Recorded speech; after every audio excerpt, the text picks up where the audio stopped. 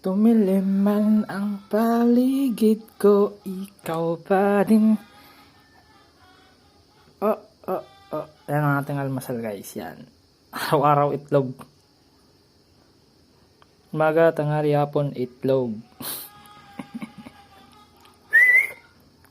Sarap yan.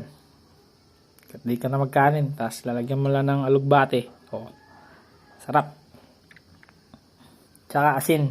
Kasi ang asin, mabuti sa katawan. Puno yun ng mga minerals. Yun, guys. Natin na. Yan, guys. Konting asin. Yan.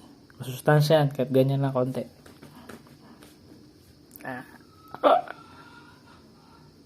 Yan ang ating almusal. Tapos sili. Para masarap kumain. Suka. Yan.